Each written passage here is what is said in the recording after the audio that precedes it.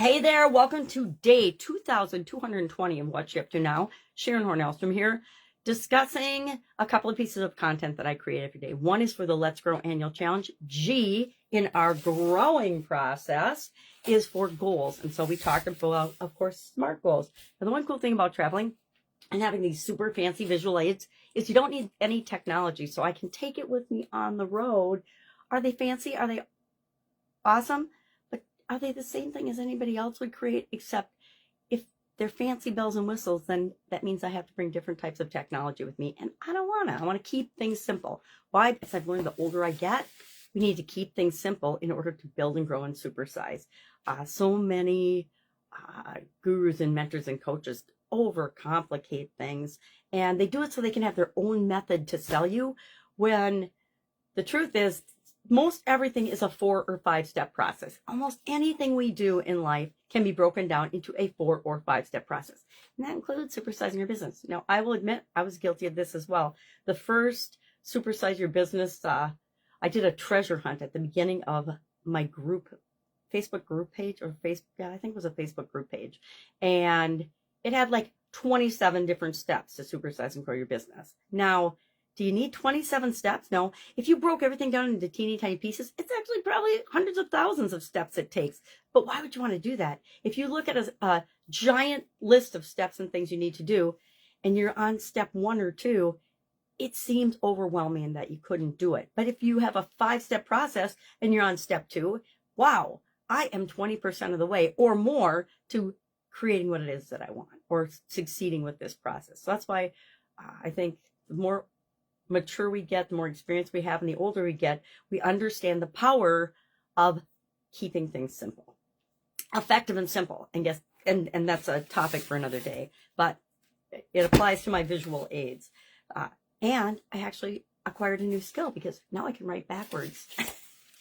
How many of you can write backwards? So today, for the challenge, this year's Let's Grow Annual Challenge, we're talking about, and we're going through the growing process. We're going to go through this every month this year with respect to a different area and aspect of our life. This month we're working on relationships, so we're applying it to one of our relationships. Just one, to keep it simple, right? And not convolute it by having more than one person, or 2 people actually. A relationship involves 2 people involved in the specific run through the process. Why? Because once you've gone through it once, you know that you can do it, and you can do it over and over and over again. So G is for goals. And of course, we shared as part of goals. Goals are just, what do you want? It's identifying and writing down specifically and actually what you want. It doesn't even have to be super specific, but I'm going to say it does have to be specific, and it does have to be written down.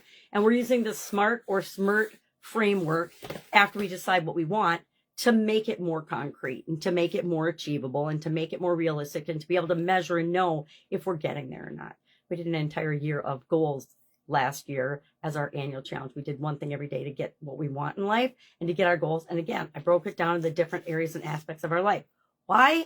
Because it keeps it simple. It allows us to focus and spend time on the different areas and aspects of our life that sometimes we ignore. And if we ignore them for too long, something will happen to get our attention, like a sudden cardiac arrest. So I don't recommend that. Our topic for the Supersize Your Business group today is mentorship. And I talked about mentorship and some of the mentorship programs, mentorships I have had and been involved in as both a mentor and a mentee. I've been mentored by some very cool people, and I have been a mentor to some amazing humans as well. And talked about why you want to build that into your business culture, not necessarily make a structured program for it.